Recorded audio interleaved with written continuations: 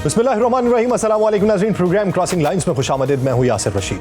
नाज़रीन, ईरान और अमेरिका के दरमियान जंगबंदी तो कायम है, लेकिन दो तरफा बदएतमादी ख़त्म नहीं हो रही, जिसके बायस दोनों ममालिक के दरमियान किसी भी वक्त दोबारा जंग शुरू हो सकती है। एक जानिब अमेरिकी सदर डोनाल्ड ट्रंप ईरान के साथ मुज़ाकरात आगे बढ़ाने का इशारा दे रहे हैं, तो दूसरी जानिब दोनों फरीक ही एक दूसरे की तनसीबात पर हमले भी कर रहे हैं। अमेरिका की जानिब से आबना हरमुज में एक ईरानी ऑयल टैंकर और जजीरा कशम में टेली कम्युनिकेशन सिस्टम पे अमेरिकी हमलों के बाद खत्ते के हालात कशीदा हो गए, क्योंकि ईरान ने जवाबी कार्रवाई करते हुए कुवैत के बैनुल-अक़वामी हवाई अड्डे पर बैलिस्टिक मिसाइल्स और ड्रोन से हमला किया, जिसके बायस न सिर्फ मुल्क का फजाई निज़ाम मफलूज हुआ, बल्कि खित्ता एक बार फिर खुले तसादुम के दहाने पे खड़ा दिखाई देता है। इस हमले में एक शख्स हलाक और मुतअद्दिद जख्मी हुए। इस दौरान ही बहरीन ने भी यह दावा किया कि उसके फजाई दिफाई निज़ाम ने ईरान की जानिब से दागे गए 3 मिसाइल और मुतअद्दिद ड्रोन्स को कामयाबी से तबाह किया, जिनका हदफ शहरी तनसीबात थी। बहरीनी हुकाम के मुताबिक उसका दिफाई निज़ाम मुकम्मल तौर पर फाल है और ईरान का मौक़िफ़ वाज़े और दो टोक है कि आबना हरमुज़ में ईरानी तनसीबात पर अमरीकी हमलों की मनसूबाबंदी कुवैत और बहरीन पर आयद होती है। दूसरी जानिब अमरीकी सेंट्रल कमांड ने यह दावा किया है कि उसने ईरानी बैलिस्टिक मिसाइल्स और ड्रोन हमलों की मुतअद्दिद कोशिशों को नाकाम बनाया, जबकि अपने दिफा में जजीरा कशम पर एक फौजी कंट्रोल स्टेशन को निशाना बनाया। अमरीकी मौक़िफ़ के मुताबिक ये कार्रवाई खित्ते में ईरानी हमलों के जवाब में की गई और इस दौरान कोई अमरीकी एहलकार जख्मी नहीं हुआ। बहेरा अरब में अमरीकी बहरी सरगर्मियां इस कशीदगी को मजीद नुमायां कर रही है। अमरीकी सेंट्रल कमांड के मुताबिक उसके तैयारा बरदार जहाज अपनी कार्रवाइयां जारी रखे हुए हैं और 122 तजारती जहाजों का रुख मोड़कर पाबंदियों पर अमल दरामद यकीनी बनाया जा रहा है, जिसने आलमी तजारती रास्तों से हो रही आमदोरफ्त को शदीद मुतासिर किया है। अमरीकी वज़ीर ख़ारजा मार्को रूबियो ने इन कशीदा हालात में यह वाज़ेह इशारा दिया है कि ईरान की नई क़यादत बतदरीज मुतहर्रिक हो रही है और मुज़ाकरात का इम्कान अब भी मौजूद है, लेकिन उन्होंने यह भी वाज़ेह किया कि किसी भी मुआहदे के लिए ईरान को अपने जौहरी प्रोग्राम को महदूद करना और आबना हरमुज़ को खोलने की यकीन दहानी कराना होगी। अमरीकी सदर ट्रंप ने भी मुज़ाकरात के ताअत्तुल की खबरों को मुस्तरद करते हुए कहा कि दोनों ममालिक के दरमियान राबिते जारी हैं। दूसरी जानिब ईरान की फौजी क़यादत ने सख्त मौक़िफ़ इख्तियार करते हुए कहा कि अमरीका की जानिब से दबाव बरकरार रहा तो जंग का दोबारा आगाज नागुज़ीर हो सकता है। इस पूरे मंजरनामे में ईरान के साबिक रहबर आला आयतुल्लाह सैयद अली खामनाई की तदफीन की तैयारियां भी जारी हैं। ईरानी हुकाम के मुताबिक 3 रोज़ा अवामी अलविदाई तकरीब के बाद नमाज जनाजा अदा की जाएगी, जबकि तदफीन ज़िल हज के इख्तिताम और मुहर्रम के आगाज के दरमियान मुतवक्के है। ईरानी दारुल हुकूमत तेहरान के अलावा कुम और मशहद में भी बड़ी तादाद में मुल्की और गैर मुल्की शहरियों की शिरकत की तवक्को की जा रही है, जिसके बायस बड़े पैमाने पर इंतजामात किए जा रहे हैं। सरकारी हुकाम का कहना है कि सैयद आयतुल्लाह अली खामनाई को उनकी वसीयत के मुताबिक मशहद में इमाम रजा के मज़ार के अहाते में सपुर्दे खाक किया जाएगा और जनाजे में न सिर्फ ईरान बल्कि पाकिस्तान, अफगानिस्तान, भारत और दीगर ममालिक से भी बड़ी तादाद में लोगों की आमद मुतवक्के है। इस तदफीन की अलामती अहमियत गैर मामूली तौर पर ज्यादा है, क्योंकि इस वक्त सिफारतकारी के बावजूद खित्ते में जंग के शोले अब तक मुकम्मल तौर पर बुझाए नहीं जा सके। नाज़रीन, इसी मंजरनामे में बात करेंगे। हमें ज्वाइन किया है दिफाई तजज़ियाकार ब्रिगेडियर रिटायर्ड राशिद वली साहब ने। ब्रिगेडियर साहब, बहुत शुक्रिया आपके वक्त का। ब्रिगेडियर साहब, अमेरिका और ईरान के दरमियान जंग बंदी तो हुई, बज़ाहिर जंग बंदी थी, लेकिन अब रफ्ता रफ्ता कहीं ना कहीं हमें हमले होते दिखाई देते हैं। कभी कोई कह रहा है कि मैं जवाबी हमले कर रहा हूं, दूसरी तरफ से ये कहा जा रहा था कि हम जवाबी हमले कर रहे हैं। ये जो चिंगारियां फूट रही हैं, इसके पीछे की वजूहात क्या हैं और इससे मुस्तकबिल का अहाता क्या किया जा सकता है? बहुत शुक्रिया जी।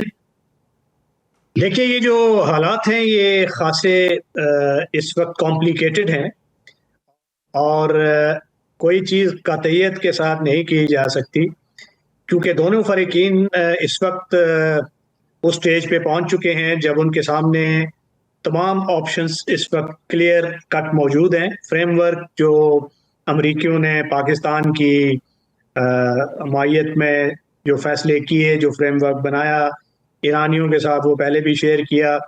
अब वो एक उसका जो फाइनल वर्जन उनके साथ शेयर किया हुआ, ईरान ने उस पर फैसला करना है।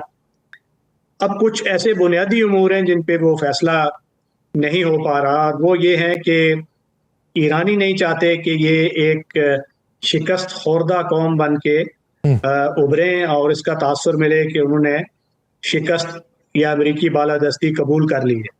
उसमें 2 उनसर हैं, एक आबना हरमुज़ का जो कंट्रोल है, दूसरा वो जौहरी अफजूदगी का मामला है। अब ईरानियों को मालूम है कि जो आबना हरमुज़ का मामला है वो बैनुल-अक़वामी क़वानीन के मुताबिक तो उनके पास कोई केस नहीं है, मगर ये इसको एज अ लेवरेज इस्तेमाल कर रहे हैं क्योंकि उनके ऊपर भी एक जंग मुसल्लत की गई है। اور وہ اس وقت بالکل قابل اعتماد نہیں سمجھتے دوسرے فریق کو، اس لیے وہ یہ لیوریج برقرار رکھنا چاہتے ہیں۔ یہی معاملہ جوہری افسودگی کا ہے۔ آج مارکو روبیو صاحب کا بیان سامنے آیا ہے کہ وہ بھی اس کا انہوں نے ادراک کیا ہے کہ یہ جو جوہری افسودگی کے معاملے پہ بات چیت ہے یہ کئی مہینوں پر محیط ہو سکتی ہے۔ سو یہ ساری چیزیں دیکھتے ہوئے یہ چیز کلیئر ہو جاتی ہے کہ دونوں فریقین جو ہیں وہ اپنا اپنا جو بنیادی انٹرسٹ ہے اس پہ کسی قسم کی لچک دکھانے کو تیار نہیں ہے۔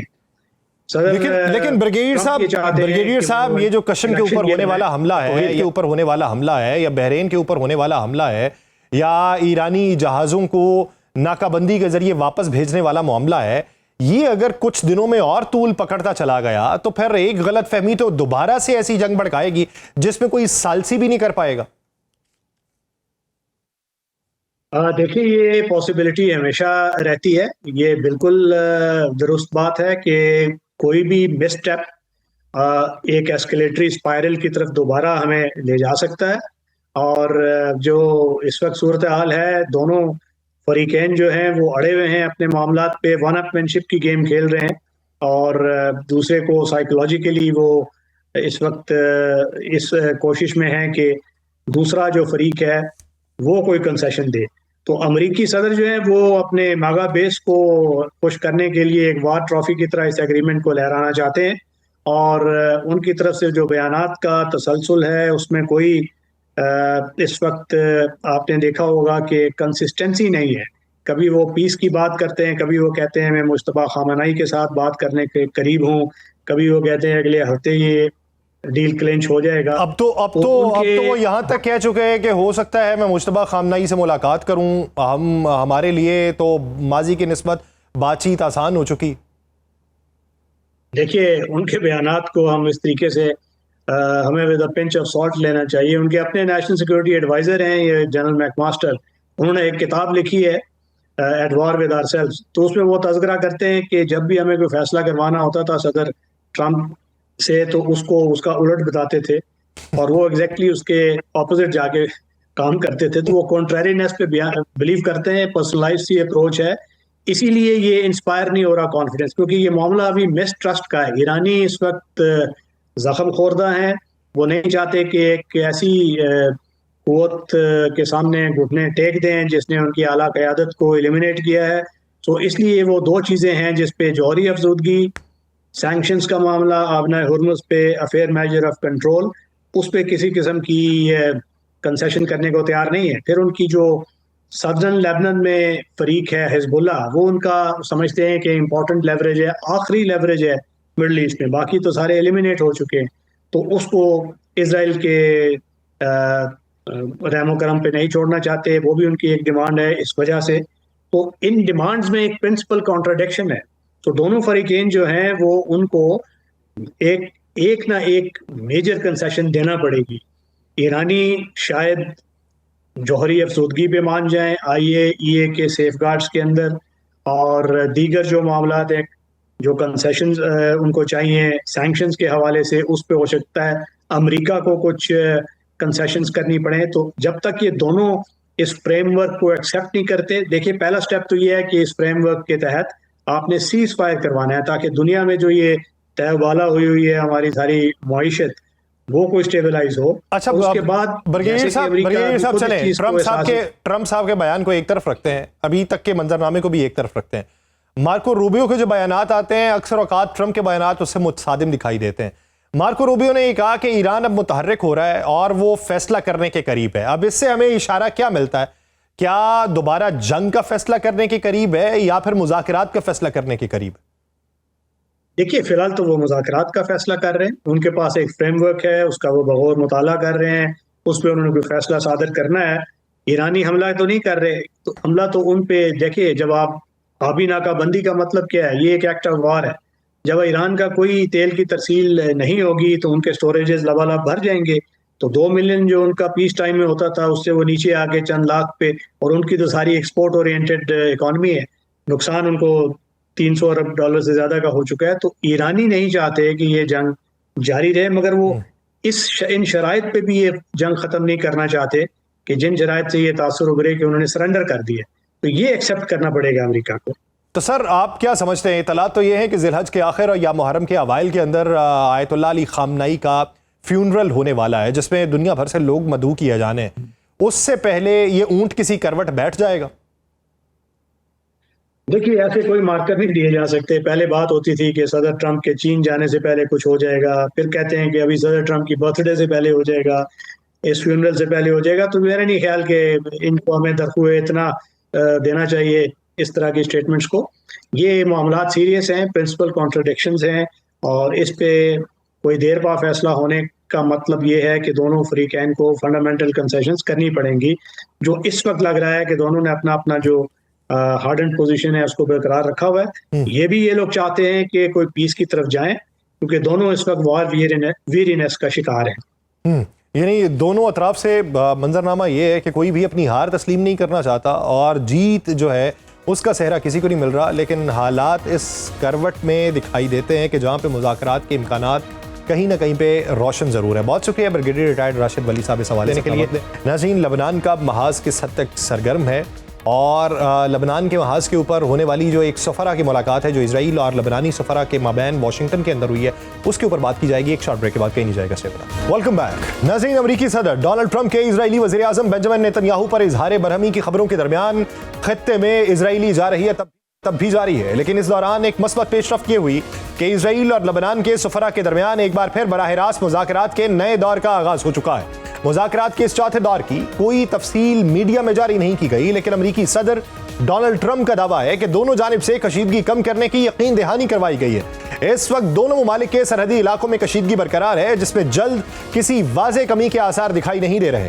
لبنان اور اسرائیل کے درمیان سفارتی تعلقات نہ ہونے کی وجہ سے یہ مذاکرات براہ راست ریاستی سطح کی بجائے غیر معمولی سفارتی بندوبست کے تحت ہو رہے ہیں.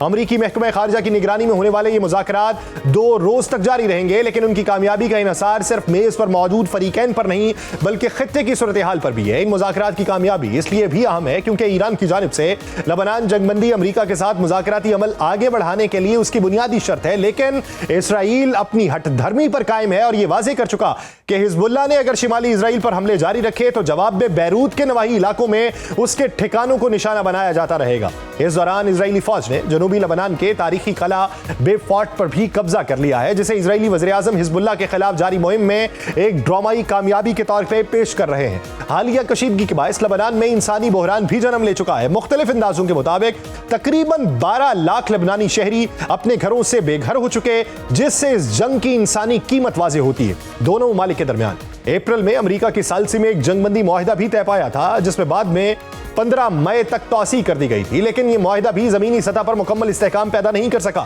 جنوبی لبنان کے کئی علاقے اب بھی اسرائیلی فوج کے کنٹرول میں ہیں، جس کے باعث دونوں فریقین میں عدم اعتماد میں غیر معمولی طور پہ اضافہ دیکھنے میں آ رہا ہے. ادھر غزہ کے لیے امریکی صدر ٹرمپ کے اعلان کردہ امن اور تعمیر نو کے منصوبے کو بھی شدید مشکلات کا سامنا ہے.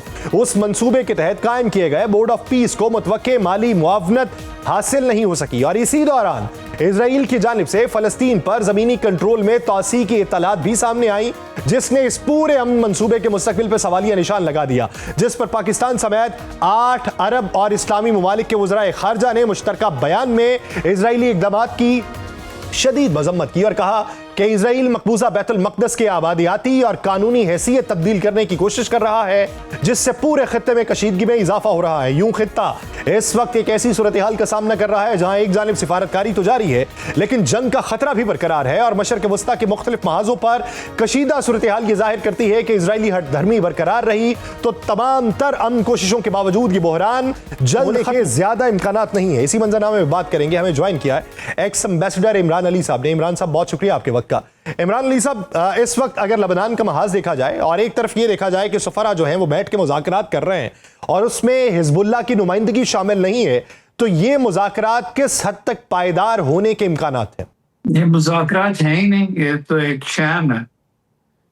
ایک طرف ایک جنگ جاری ہے اور شدید مظالم ہو رہے ہیں اسرائیل کی طرف سے، تو یہ سفراء کا ملنا بے معنی ہے. اٹ از ریڈیکولس اینڈ اس کا کوئی فائدہ نہیں ہے. تو عمران صاحب، آپ کیا سمجھتے ہیں کہ لبنان تک محاذ آرائی کو پھیلائے رکھنا اور ڈونلڈ ٹرمپ کا یہ کہنا کہ بیروت میں ہونے والے چند گھنٹے پہلے میری کوششوں سے روکا گیا ہے، تو اگر یہ ممکنات میں سے نہیں ہوتا اور اسرائیل کی ایکسپینشن یوں ہی جاری رہتی ہے تو پھر اس کے نتائج کیا دیکھتے ہیں؟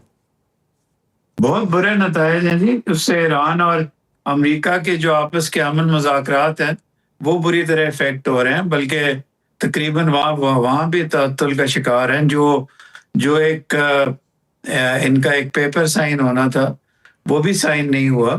اور یہ جو ایکسیوس کی خبریں ہیں جس کو ہمارا میڈیا ایکسیوس کی اوریجنز تو دیکھیں کیا ہے. ایکسیوس کا جو انسان یہ خبریں دے رہا ہے وہ اسرائیلی آرمی کا ایک نمائندہ ہے. تو وہ صرف ایک کہ جی دونوں کے درمیان بڑی ناراضگی ہوئی. اس ساری جنگ کا جب اب تک صرف وکٹر جو ہے وہ اسرائیل ہے, اور اب لبنان کے جنوب میں قبضہ ہو چکا ہے. سفرا بہت معمولی لوگ ہوتے ہیں کہ آپ ان سے امن ایکسپیکٹ کریں. اگر امن کرنا ہو تو آپ کو لبنان کی پولیٹیکل لیڈرشپ کا, امریکہ کی پولیٹیکل لیڈرشپ کا اور حزب اللہ کے نمائندے یا ایران کے کسی نمائندے کو شامل کرنا پڑے گا. تو یہ ساری چیزیں لبنان کے محاذ پہ ٹائم دیا جا رہا ہے اسرائیل کو کنسولیڈیٹ کرنے کے لیے. اور اس کے بعد پھر جب اگر یہ ان کے درمیان ایک ایم او یو سائن ہو جاتا ہے ایران اور امریکہ کے درمیان, اس کے بعد جب سبسٹینٹیو ڈسکشن شروع ہوں گی تو اس وقت جنوبی لبنان پہ کے زیادہ تر خطے پہ اسرائیل کا قبضہ ہو چکا ہوگا. آپ نے خود ابھی اپنے انٹروڈکشن میں بتایا کہ کتنے لاکھ لوگ بے گھر ہو چکے ہیں. اب جب اسرائیل کی آرمی وہاں پیمفلٹس گراتی ہے تو لوگوں کے پاس جانے کی کوئی جگہ ہی نہیں ہے, وہ نکل کے کہیں جا ہی نہیں سکتے. تو وہ انتظار کرتے ہیں کہ کب ان پہ آگے بم گریں گے. تو اس محاذ پہ یہ لبنان اور اسرائیل کے محاذ پہ تو ٹوٹل وار جاری ہے. اور ادھر بھی دوسری طرف بھی آپ نے دیکھا کہ جتنا ڈیلے انہوں نے کیا ہے یہ ڈاکیومنٹ کو سائن کرنے پہ, اب روز یا ایران پہ حملہ ہوتا ہے, ایران کویت اور بحرین پہ حملہ کرتا ہے. تو دس کین گو رانگ. اچھا عمران صاحب, آپ کیا سمجھتے ہیں کہ کیا کبھی حزب اللہ اسرائیل میں براہ راست مذاکرات ہو سکتے ہیں؟ وہ تو قطعی طور پہ ممکن نہیں ہے. تو پھر ان مذاکرات کے لیے درمیانی راستہ کیا ہے, اور اسرائیل کو عزائم سے کون روک سکتا ہے اور کن وجوہات کی بنیاد کے اوپر؟ دیکھیے, اس ساری چیز کا جہاں سے بھی آپ اس چیز کو پکڑ لیں, اس کا ایونچوئل اگر آپ امن چاہتے ہیں تو آپ کو سب سے پہلے فلسطین کا مسئلہ حل کرنا پڑے گا. اگر فلسطین میں کوئی بہتری آتی ہے, حزب اللہ خود ہی ایک قسم کا اپنے اٹیکس ختم کر دے گا.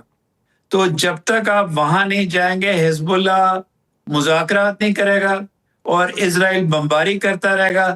بمباری سے کبھی 70% غزہ کے اوپر حملہ ہو چکا ہے, قبضہ ہو چکا ہے. وہاں بھی فلسطینیوں کو مارنے کا کوئی فائدہ نہیں ہوا, وہاں بھی حماس ختم نہیں ہوگی اور لبنان میں بھی حزب اللہ ختم نہیں ہوگی. تو سر غزہ پیس بورڈ بنا, اس پہ مختلف ممالک نے دستخط کیے, ایک راستہ بیچ کا نکلتا ہوا دکھائی دیا. اس کی ناکامی کی وجوہات کیا سمجھتے ہیں؟ عرب ممالک میں رفٹ آئی جس کی وجہ سے فنڈنگ نہیں آ سکی, یا پھر اس کی وجہ کچھ اور دکھائی دیتی ہے؟ نہیں, فنڈنگ میں امریکہ انٹرسٹڈ ہی نہیں ہے. بورڈ آف پیس امریکہ میں ٹاپک ہی نہیں ہے.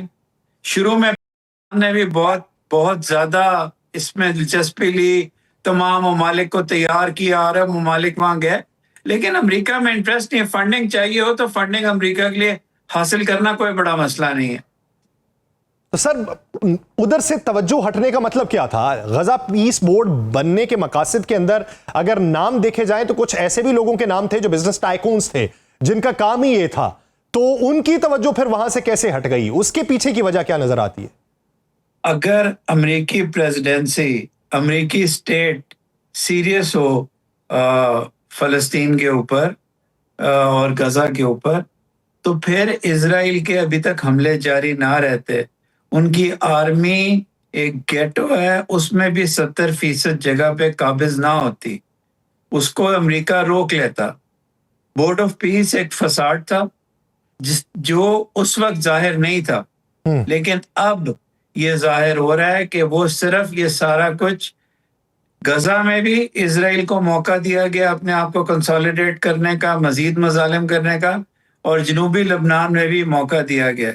اب اللہ کرے کہ امریکہ اور ایران کے درمیان کوئی ڈاکیومنٹ سائن ہو دونوں طرف سے، اور اس کے بعد جب سیکنڈ راؤنڈ ہوتا ہے کوئی بہتر ہوتا ہے تو پھر جا کے ایک آخری موقع ملے گا ہمیں، پھر جا کے ایک آخری موقع ملے گا کہ دنیا کے اندر امن کی فضا جو ہے اس کو پروان چڑھتا ہوا دیکھ سکیں. بہت شکریہ اس حوالے سے اپنا وقت دینے کے لیے. ناظرین ایک بریک لینی ہے، بریک کے بعد واپس آئیں گے. جی بی الیکشن اور اس کی گہما گہمی پہ بات کی جائے گی، کہیں نہیں جائے گا. Welcome back. ناظرین گلگت بلتستان میں 7 جون کو ہونے والے عام انتخابات کے لیے سیاسی درجہ حرارت مسلسل بڑھ رہا ہے اور خطے میں اس وقت انتخابی سرگرمیاں عروج پہ پہنچی ہوئی ہیں. پاکستان کی مختلف سیاسی جماعتوں کے مرکزی قائدین گلگت بلتستان کے دورے کر رہے ہیں، جلسوں سے خطابات ہو رہے ہیں اور مقامی سطح پہ انتخابی رابطہ مہم تیز ہو چکی ہے جس نے خطے کے سیاسی ماحول کو گرما دیا ہے. سابق وزیر اعظم اور برسر اقتدار جماعت پاکستان مسلم لیگ نون کے صدر نواز شریف، پاکستان پیپلز پارٹی کے چیئرمین اور رکن قومی اسمبلی بلاول بھٹو زرداری اور پاکستان تحریک انصاف کے سربراہ بیرسٹر گوہر نے اپنی سیاسی جماعتوں کو انتخابی سرگرمیوں میں براہ راست شرکت کی اور جلسوں سے خطاب کیا. بلاول بھٹو زرداری نے تو آج بھی دیامر میں پرجوش خطاب کیا. گلگت بلتستان کا موجودہ انتخابی ڈھانچہ 2009 کے Gilgit Baltistan empowerment and self governance order کے تحت قائم ہوا تھا، جس کے بعد پہلی مرتبہ 9 نومبر 2009 میں عام انتخابات منعقد کیے گئے.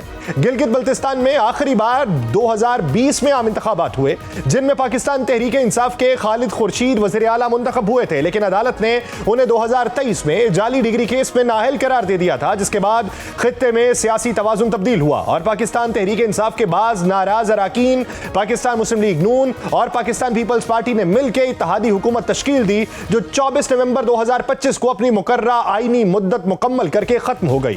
جی بی اسمبلی کی 24 عام نشستوں کے لیے انتخابی میدان سجا ہوا ہے.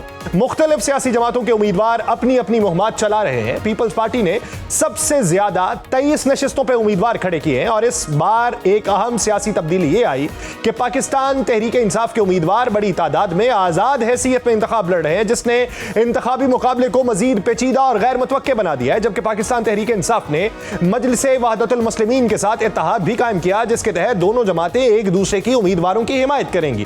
اس انتخابی عمل میں مجموعی طور پہ 9,50,000 سے زائد رجسٹرڈ ووٹرز اپنا حق رائے دہی استعمال کریں گے. ان ووٹرز میں 5 لاکھ سے زیادہ مرد اور 4,54,000 سے زائد خواتین شامل ہیں. انتخابی ماحول میں سیاسی تناؤ بھی دیکھا جا رہا ہے.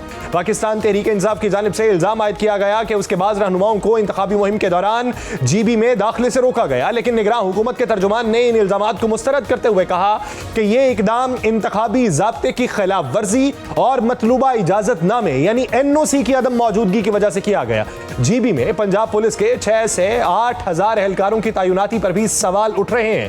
یوں اس پورے منظرنامے میں جی بی کے انتخابات صرف ایک علاقائی سیاسی سرگرمی نہیں بلکہ ملکی سطح پر بھی اہمیت اختیار کر چکے ہیں، کیونکہ ان انتخابات کے نتائج مستقبل میں پاکستان کی مجموعی سیاسی فضا اور عام انتخابات کے بیانیے پر اثر انداز ہوں گے، جس کے باعث تمام بڑی جماعتیں اسے ایک آزمائشی میدان کے طور پہ دیکھ رہی ہیں. جی بی کے عوام کا جوش و خروش غیر معمولی ہے کیونکہ وہ طویل عرصے سے آئینی اصلاحات کا مطالبہ کر رہے ہیں اور پر امید ہے کہ حالیہ انتخاب میں کامیاب ہونے والی سیاسی جماعت خطے کی آئینی حیثیت کو واضح کرنے کے علاوہ گورننس کے نظام میں باقاعدہ اصلاحات متعارف کروا کے ان کی امنگوں پر پورا اترے گی. اسی منظرنامے میں بات کرنے کے لیے ہمیں جوائن کیا ہے پاکستان پیپلز پارٹی کے رہنما سینیٹر شہادت آوان صاحب نے اور پاکستان تحریک انصاف کے رہنما شفقت عباس آوان صاحب نے. میں دونوں حضرات کا بہت مشکور ہوں. شفقت صاحب، سب سے پہلے آپ کی طرف آتا ہوں. آپ کیا سمجھتے ہیں کہ اس بار جی بی الیکشن میں جو گہما گہمی ہے ماضی کی نسبت زیادہ ہے، کم ہے، معتدل ہے یا پھر آؤٹ آف دی باکس دکھائی دیتی ہے؟ دیکھیں، وہاں پہ جو ووٹرز کا جوش و خروش ہے وہ دیدنی ہے، لیکن کاش ایسا ہوتا کہ جو جہاں ووٹ ڈالتا وہیں اس کا ووٹ نکلتا اور وہیں اس کا ووٹ مانا جاتا. جیسا کہ 8 فروری کو پاکستان میں ہوا، پورے پاکستان میں لوگوں نے پاکستان تحریک انصاف کو ووٹ دیا اور رات پاکستان تحریک انصاف ایک بھاری اکثریت سے انتخاب جیت گئی.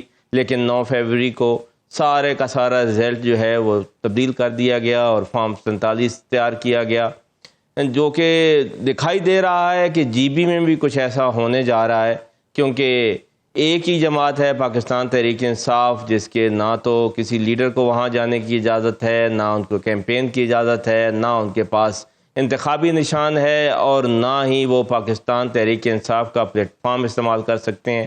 لیکن اس کے باوجود سارے کے سارے لوگ وہاں کے پاکستان تحریک انصاف کے ساتھ کھڑے ہیں اور اگر ایک فری اینڈ فیئر الیکشن جو کہ ایک خواہش ہی کی جا سکتی ہے موجودہ سیٹ اپ میں ہو جاتا ہے تو پاکستان تحریک انصاف کلین سویپ کرے گی، اور پھر اس کے بعد اگر کوئی ایک آدھ سیٹ یا 2 سیٹیں ہیں تو وہ پاکستان پیپلز پارٹی وہاں پہ جیت سکتی ہے۔ اس کے علاوہ تو مجھے وہاں پہ کوئی اور جماعت الیکشن جیتتا نظر نہیں آتی۔ جہاں تک مسلم لیگ نون کا تعلق ہے، اس کی تو وہاں پہ مقابلے کی بھی پوزیشن نہیں ہے، سیٹ جیتنا تو دور کی بات۔ مقابلے کی پوزیشن نہیں ہے، سیٹ جیتنا تو دور کی بات ہے پاکستان مسلم لیگ نون کے لیے۔ شہادت اوان صاحب، سر آپ کی کیا رائے ہے اس ضمن کے اندر؟ جی بی میں ہم اس وقت دیکھ رہے ہیں بلاول بھٹو زرداری جو ہیں بڑے متحرک دکھائی دیتے ہیں، اپنے یہ ماضی کے جو رفقا ہیں ماضی قریب کے، ان کے اوپر بھی وہ ٹانٹ کرتے دکھائی دے رہے ہیں۔ سب سے زیادہ امیدوار بھی آپ کی پارٹی نے کھڑے کیے ہیں، کیا امیدیں آپ کو جی بی سے؟ دیکھیں، بات یہ ہے کہ آپ تقریباً ساری کمپین جو ہے ماشاءاللہ جو ہے آپ کور کر رہے ہیں اور جلسے بھی ہو رہے ہیں۔ یہ بالکل شفقت عباس صاحب نے کہا کہ ان کے لوگوں کو نہیں جانے دیا گیا، لیکن میرے خیال میں چیئرمین صاحب جو ہیں بیرسٹر گوہر صاحب تو وہاں پہنچے ہوئے ہیں اور ان کے جلسے جلوس بھی ہو رہے ہیں۔ تو اصل بات یہ ہے کہ وہاں پہ اگر آپ دیکھیں، آپ کو اگر وہاں کے عوام کا جوش و خروش دیکھنا ہے تو وہ صرف اور صرف پاکستان پیپلز پارٹی جو ہے اس کے جلسے میں آپ کو نظر آئے گا، اور یہی وجہ ہے کہ باقی جتنے بھی کینڈیڈیٹس ہیں ان میں مایوسی پائی جاتی ہے، بلکہ چند تو پولیٹیکل پارٹیز ایسی ہیں کہ جنہوں نے ابھی سے جو ہے یہ کہنا شروع کر دیا ہے کہ نئی گورنمنٹ جو ہوگی وہ پاکستان پیپلز پارٹی ہوگی۔ آپ اس کو کیوں جاتے ہیں کہ اس وقت ٹاپ ٹرینڈ بھی اگر دیکھ لیں تو یہی تیر کا بنا ہوا ہے، اور تمام کے تمام لوگ جو ہیں ان کے ذہن میں یہی ہے کہ بلاول بھٹو زرداری صاحب، کیونکہ وہاں کے لوگوں کو یہ معلوم ہے کہ ان کو اگر جو ہے جی بی جو ہے اپنے ناردرن ایریاز جو ہیں ان کے اوپر اگر توجہ دی ہے تو شہید ذوالفقار علی بھٹو صاحب پہلی دفعہ ہیلی کاپٹر کے اوپر وہاں پہ گئے، اور اس کے بعد جس طریقے سے وہاں پہ پاکستان پیپلز پارٹی نے چیئرمین صاحب بھٹو صاحب نے جو ایف سی آر کو جو وہاں پہ ختم کیا، وہاں پہ جو اضلاع بنائے اور وہاں پہ جو ڈی سی کا نظام قائم کیا، جو کچھ بھی کیا، لوگوں کو پتہ ہے کہ عوامی پارٹی ہے اور یہ جو ہے ہماری جو ضروریات ہیں ان کو یہ جانتے ہیں، ان کو یہ سمجھتے ہیں۔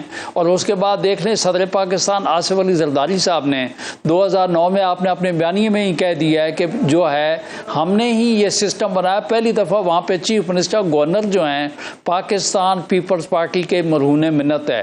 اس کو بھی چھوڑ دیں، ہم نے تو جو خواتین کی امپاورمنٹ ہے اس کے لیے کیا کام کیا کہ پہلی ڈپٹی اسپیکر جو ہیں وہاں پہ، اگر آپ کو یاد ہوگا تو سعدیہ دانش صاحبہ جو ہیں وہاں پہ ہم نے ڈپٹی جو ہے اسپیکر بھی وہاں پر بنائی ہیں۔ تو بھائی بات یہ ہے کہ وہاں کے اب بات یہ موجودہ جو گورنمنٹ والی بات ہے، گورنمنٹ تو گورنمنٹ ہے، وہ کہتے ہیں کہ اگلی دفعہ ہم ہر چیزوں کو امپروو کر دیں گے، اور ایک بھائی جو ہے وہ ماشاءاللہ پرائم منسٹر بھی ہیں۔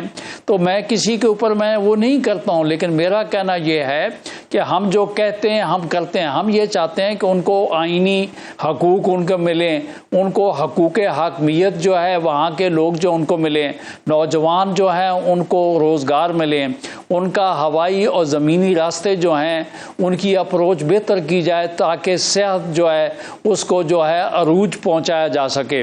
تو بھائی بات یہ ہے کہ لاسٹ ٹائم یہ شفقت عباس صاحب نے جو ہے انہوں نے جس طریقے سے کہا کہ پہلی دفعہ لاسٹ ٹائم جو ہے ان کی میجورٹی تھی اور اس کے بعد second largest party Pakistan Peoples Party تھی۔ اب ان کے ساتھ تو یہ کہ ان کا لیڈر تو جو ہے وہ پابند سلاسل ہے، باقی جو ہے کمپین یہ پراپر کر نہیں پا رہا ہے۔ تو میرا خیال میں یہ ہے کہ مجھے یہ یقین واثق ہے کہ نیکسٹ ٹائم جو گورنمنٹ ہوگی وہ پاکستان پیپلز پارٹی کی ہوگی۔ نیکسٹ ٹائم گورنمنٹ جو ہے وہ پاکستان پیپلز پارٹی کی ہوگی۔ شفقت صاحب، آپ اس کے اوپر کیا رائے رکھتے ہیں؟ وہ کہتے ہیں کہ آپ کی کمپین باقاعدہ چل نہیں رہی، بیرسٹر گوہر وہاں پر موجود ہیں، لیکن اگر دیکھا جائے تو عام انتخابات میں اگر آپ آزاد امیدوار کھڑے کر رہے تھے تو یہاں پہ تو وہ فیصلوں کے بعد آپ کو سکم بھی دکھائی دے گئے تھے کہ کیا کیا سکم تھے جس کے باعث پاکستان تحریک انصاف کی ٹکٹ کے اوپر امیدوار کھڑے نہیں ہو سکے۔ تو اب وہاں پہ آزاد امیدوار کھڑے کرنے کے مقاصد کیا ہیں؟ دیکھیں، ہم نے آزاد امیدوار نہیں کھڑے کیے، ہم نے ایک پارٹی کا ان کو ٹکٹ دیا، اور جس پارٹی کے ساتھ ہماری سیٹلمنٹ ہوئی راتوں رات اس پارٹی کو اڑا دیا گیا۔ یہ پاکستان میں جو کچھ ہو رہا ہے پچھلے 3-4 سال سے، اسپیشلی 3 سال سے، وہ ناقابل بیان ہے۔ جس طرح آئین قانون کے ساتھ مذاق کیا جا رہا ہے اور جس طرح عدالتیں اور election commission of Pakistan behave کر رہا ہے، کہیں پہ بھی کسی آزاد ملک میں ایسا نہیں ہوتا، نہ عدالتیں ایسے کام کرتی ہیں، نہ الیکشن کمیشن ایسے کام کرتا ہے. جہاں تک میرے بھائی شہادت اوان صاحب فرما رہے ہیں تو ان کی بڑی رسپیکٹ ہے، اور میں بالکل یہ سمجھتا ہوں کہ پاکستان پیپلز پارٹی کا وہاں پہ ووٹ بینک ہے. لیکن آپ اگر بات کریں کہ کسی کو انتخابی نشان نہیں ہے، یا کسی کیمپین نہیں ہے، یا کسی کا جلسہ جلوس نہیں ہونے دیا جا رہا، تو وہ 8 فروری 2024 کو بھی نہیں تھا. امیدوار غائب تھے، کہیں چھپے ہوئے تھے، کسی کو بینگن تھا تو کسی کی چپل تھی تو کسی کا ٹیبل تھا، اور پھر لوگوں نے ڈھونڈ ڈھونڈ کے ان پہ نشان لگائے. جی پی میں بھی یہی ہونے جا رہا ہے. آپ دیکھیں گے کہ لوگ ڈھونڈ ڈھونڈ کے پاکستان تحریک انصاف کے حمایت یافتہ امیدواران کو ووٹ کریں گے، سپورٹ کریں گے، اور ان کو ووٹ دیں گے. اس کے بعد second largest party Peoples Party ہی ہوگی، کیونکہ مسلم لیگ نون کا تو وہاں پہ کوئی نام و نشان نہیں ہے. اچھا، سیکنڈ لارجسٹ پارٹی جو ہے وہ آپ پاکستان پیپلز پارٹی کو سمجھتے ہیں. شہادت اوان صاحب، خبریں یہ بھی ہیں کہ 6 سے 8 ہزار جو ہے وہ پنجاب پولیس کے اہلکار وہاں پہ تعینات کیے گئے ہیں، تو سندھ والوں کو نہیں کہا گیا کہ آپ بھی اپنی سیکیورٹی جو ہے وہ وہاں پر بھجوا دیں؟ دیکھیں، یہ میرے علم میں نہیں ہے، لیکن میں جنرل یہ ایک بات یہ کرتا ہوں کہ الیکشن فری اینڈ فیئر ہونا چاہیے. اب بات یہ ہے کہ سیکیورٹی کے لیے دور دراز علاقے ہیں، اگر اس قسم کی بات ہے تو میں جو ہے ہر ایک کی اپنی اپنی اپریہنشن ہو سکتی ہے. لیکن میں جس طریقے سے ملک صاحب بیٹھے ہوئی ہیں، ہمارا کہنا یہ ہے کہ الیکشن فری اینڈ فیئر ہونا چاہیے، لوگوں کو سیکیورٹی ملنی چاہیے، اور وہی جو ہے بیلٹ نہیں. آپ کا کوئی اب تک کوئی ایسا اعتراض ہے شہادت صاحب کہ فری اینڈ فیئر آپ کو کمپین کرنے کی اجازت نہیں ہے؟ چند صاحب جو ہیں، ندیم افضل چند صاحب، وہ تو اعتراض اٹھا چکے ہیں کہ وہاں پہ فری پول ریگنگ ہو رہی ہے. گزارش یہ، دیکھیں میں آپ کو بتاؤں، بات یہ ہے کہ ہم 3 لوگ بھی بیٹھے ہیں تو ہم آپس میں اتفاق نہیں کر پائیں گے.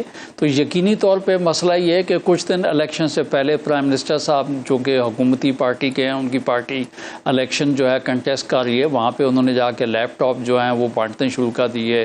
اب جو PMLN کے جو ہیڈ ہیں میاں محمد نواز شریف صاحب، سینئر پولیٹیشنز ہیں، وہاں پہ گئے ہوئی ہیں، اور وہ جو ان کا خطاب تھا اس میں انہوں نے یہی ارشاد فرمایا کہ میں اپنے بھائی کو کہوں گا یہ بھی کر دیں وہ بھی کر دیں. تو اس کی وجہ سے ڈیفینیٹلی ہمارے جو ذہنوں میں جو باتیں عام ووٹر کے یا جو کنٹیسٹنگ کینڈیڈیٹس ہیں ان کے ذہن میں اس قسم کی کچھ چیزیں جو ہیں وہ جاتی ہیں کہ یہ. لیکن اصل بات تو یہ ہے کہ یاسر رشید صاحب، دیکھنا وہاں کے عوام یہ سمجھتے ہیں کہ ایک پارٹی جو اقتدار میں ہے اور اس نے اب وہ کہتے ہیں ہم یہ کر دیں گے، اور انہوں نے ابھی تک کچھ کیا نہیں ہے. دیکھیں یہ تو انڈرسٹوڈ ہے نا کہ بات یہ ہے کہ 2024 سے تو وہ اقتدار میں ہے PMLN، لیکن میں نے تو ابھی آپ کو ساری باتیں گنوا دیں کہ ہم ان کے آئینی حقوق کے لیے، ان کی ہم جو عوام جو ہے ان کی بہتری اور فلاح کے لیے پاکستان پیپل پارٹی، بلاول صاحب نے جس طریقے سے یہ کہا کہ بھائی بات یہ ہے، تو ہم تو یہ نہیں ہے کہ الیکشن میں کیا ہے کیا نہیں، انشاءاللہ تعالیٰ گورنمنٹ بنے گی. اور تو یہ تو یقین واثق ہے کہ جس طریقے سے ابھی میرے بھائی شفقت عباس اوان صاحب نے بھی یہ بات کی ہے، تو یہ تو انڈرسٹوڈ سی بات ہے کہ جو حکومتی پارٹی ہے اس کے لیے تو میں نہیں سمجھتا ہوں کہ اس کو لوگ ووٹ کاسٹ کریں گے، اس وجہ سے کیونکہ انہوں نے حکومت میں رہتے ہوئے وہاں کے عوام کے لیے کچھ انہوں نے نہیں کیا. وہی والی پرانی باتیں، وہی والا ڈیم، وہی والا ایئرپورٹ، ابھی تک ایئرپورٹ اپ گریڈ ہوا نہیں. آپ کے زمینی راستے جو ہیں ان کی جو پوزیشن ہے وہ آپ کے سامنے ہے. تو میں اب یہ سمجھتا ہوں کہ ہم تو بھرپور، آپ نے کہا ہمیں بھرپور کمپین کر رہے ہیں. بلاول صاحب ہیں اور بی بی آصفہ بھٹو زرداری صاحبہ جو ہیں وہ بھی بالکل وہاں پہ ہیں، اور خواتین جو ہیں جوک در جوک جو ہے ہمارے جلسے جلوس جو ہیں ان میں شمولیت کر رہے ہیں. باقی ہمارے ورکر جو ہیں، ہمارے لیڈرز جو ہیں وہاں پہ ہیں، اور یہ تو 3-4 دن کی بات ہے، سامنے آپ کے آ جائے گی کہ کس کی اکثریت ہے، کس کی حکومت بنتی ہے. اچھا شفقت عباس اوان صاحب، آپ نے کہا کہ جو عام انتخابات تھے 2024 کے، اس میں لوگوں نے ڈھونڈ ڈھونڈ کے ووٹ ڈالے، لیکن اس وقت یہ نہیں ہوا تھا کہ پاکستان تحریک انصاف جو تھی وہ اس طریقے سے خاموش تھی. پچھلے کچھ عرصے کے اندر اگر آپ دیکھیں سی ایم کے پی جو ہیں وہ تبدیل ہوتے ہیں، پھر آپ یہ دیکھیں کہ اندرونی رفٹ کے بارے میں باتیں ہوتی ہیں، پھر بہت سے کارکنان کے یہ تحفظات تھے کہ لیڈرشپ نہیں نکلی، لیڈرشپ حقوق کے لیے نکلی ہوتی تو ہمارے لیڈر جو ہیں وہ باہر ہوتے. ابھی موجودہ صورتحال کے اندر ہمیں یہ پتہ چلتا ہے کہ بیرسٹر گوہر جو ہیں وہ سیکرٹری اطلاعات جو پاکستان تحریک انصاف کے ہیں ان کے اوپر تنقید کر رہے ہیں, تو اندرونی رفٹ بھی جو ہے وہ بھی کہیں نہ کہیں کارکنان کو مایوس کرتی ہے. تو آپ کو نہیں لگتا کہ اس مایوسی کا اثر بھی کسی الیکشن کے نتائج کے اوپر پڑتا ہے؟ بالکل بھی نہیں. وہ اگر مایوس ہوں گے تو الیکشن جو نیکسٹ جنرل الیکشن ہوگا جس میں ہم کنٹیسٹ کریں گے, شاید اس پہ الیکشن پڑے, اس کے رزلٹ پہ اثر پڑے کہ ہم اگر ڈیلیور نہیں کر سکے, ہم خان صاحب کو نہ نکلوا سکے, ہم پاکستان تحریک انصاف کے لیے کچھ نہ کر سکے, خان صاحب کے لیے کچھ نہ کر سکے, تو ہمارا ووٹر شاید ریئیکٹ کرے گا اور ضرور کرے گا. لیکن جی بی میں بالکل ایسی صورت نہیں ہے کہ وہاں پہ ووٹر ریئیکشن دے کسی قسم کا, بالکل ایسی بات نہیں ہے. ہم ڈیلیور نہ کر پائے تو ہمارے ساتھ ریئیکشن ضرور ہوگا اور ہونا بھی چاہیے, کیونکہ لوگوں نے ہمیں مینڈیٹ دیا تھا ایک بات کے لیے, اور اگر ہم وہ نہیں کر پاتے ہیں, ہم عمران خان صاحب کو ریلیز نہیں کروا پاتے, ہم کوئی سیریس ایفرٹ نہیں کر پاتے کہ جو واقعی نظر آئے کہ جی ہم آخری حد تک چلے گئے ہیں, تو ہمارے ساتھ تو ریئیکشن ضرور ہوگا. لیکن جی بی میں ایسا ریئیکشن نہیں آنے والا. جی بی کا رزلٹ جو ہے وہ 8 فروری 2024 والا ہی ہوگا. نہیں سر, اگر جی بی میں اس وقت شرح خواندگی دیکھی جائے تو وہ دوسرے صوبوں سے زیادہ دکھائی دیتی ہے, اور وہاں پہ آپ کو نہیں لگتا کہ ووٹر اتنی سوچ بچار رکھتا ہو کہ وہ پورے محلے وقوع کا انالیسس کر کے اس کا کوئی نتیجہ نکال پائے اور اپنی رائے قائم کر پائے؟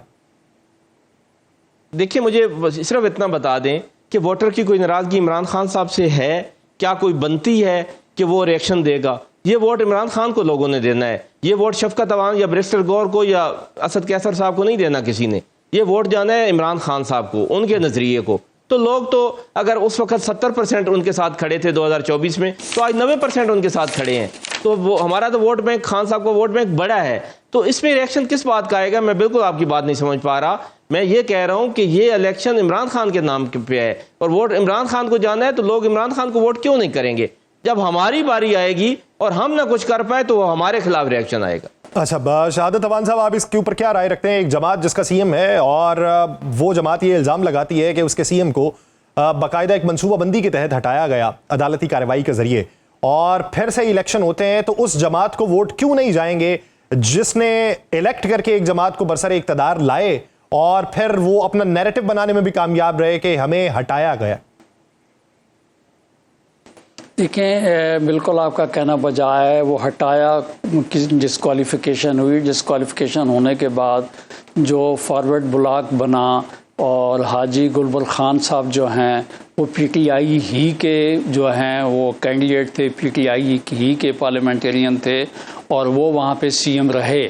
تو اب بات یہ ہے کہ یہ ایک الگ بات ہے, لیکن جو حکومت وہاں پہ جو ہے تھی حاجی گلبر خان صاحب کی تھی, جو نومبر میں ابھی جو گئی ہے گورنمنٹ جو ہے, تو میرے خیال میں یہ ہے کہ وہاں کے لوگ یہ بھی دیکھیں گے کہ لاسٹ ٹائم جس پارٹی کا یہاں پہ سی ایم تھا, دونوں سی ایم جو ہیں وہ جو ہے ان کی ملک صاحب کی پارٹی میں سے تھے, تو انہوں نے کیا ڈیلیور کیا, کیا خالد خورشید صاحب کا تذکرہ کر رہے ہیں, کہا کہ وہاں کے, تو میں دونوں کا, ان کا بھی کہہ رہا ہوں اور حاجی گلبر خان صاحب کا بھی کہہ رہا ہوں, کیونکہ وہ بھی جو جیت کر آئے تھے پی ٹی آئی کے ٹکٹ پہ وہ جیت کے آئے تھے, تو وہ جو ہے مطلب دونوں جو سی ایم تھے, جو سی ایم جو کنٹینیوٹی تھی, تو وہ لوگ یہ بھی تو سوچیں گے نا جی کہ پہلے سی ایم اور دوسرے سی ایم کی کنٹینیوٹی کر لیں. انہوں نے ٹینیور جو کمپلیٹ کرنے کے بعد جو ہے اسمبلیاں ڈیزالو ہوئی ہیں, تو انہوں نے وہاں کے عوام کے لیے کیا ڈیلیور کیا, اپنی کشمکش یا جو بھی پارٹی کے ساتھ جو بھی سلسلہ صورتحال رہا اس کو لوگ پیش نظر رکھیں گے. لوگ, اب یہ لوگوں کے پاس اس کے علاوہ کوئی چارہ کار نہیں ہے. یہ مانا یا دیکھا, یہ تو جو ہے بلکہ شفقت عباس عوان صاحب جو یہ سمجھتے ہیں کہ گورنمنٹ نے کہاں پہ ان کے لیے رکاوٹیں کھڑی کی ہیں, لیکن میرا کہنا یہ ہے کہ اب عوام بھی یہ سمجھتی ہے کہ یہاں پہ اگر یہاں پہ کوئی چیز چلے گی تو وہ تیر ہی چلے گا, اور بلاول بھٹو زرداری صاحب ہی ہیں کہ جو وہاں پہ کامیاب ہوں گے. اور میں آپ نے جتنے میں نے جلسے جلوس دیکھے ہیں, آپ ہی کی میڈیا پہ دیکھے ہیں, یا ہماری پارٹی کے ہاں سے کلپس آ جاتی ہیں, جو عوام میں عوام کا جو جوش و خروش ہے وہ تو اس وقت دکھائی دے رہا ہے. اب دیکھنا یہ ہے کہ عوام کا جھکاؤ کس طرف ہوتا ہے, دکھائی دے رہا تجربات سے لیکن میں گزارش بات یہ ہے کہ عوام جہاں پہ جاتے ہیں, جس جوش خروش سے بلاول صاحب کی باتوں کا, نعروں کا جواب دیتے ہیں, وہ میں کہتا ہوں الیکشن کا فیصلہ تو ہو چکا ہے.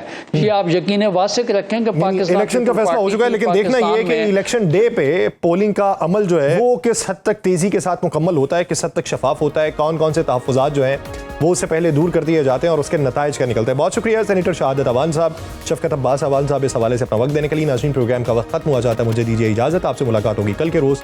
अपना बहुत सा ख्याल रखिएगा। अल्लाह ने के बाद।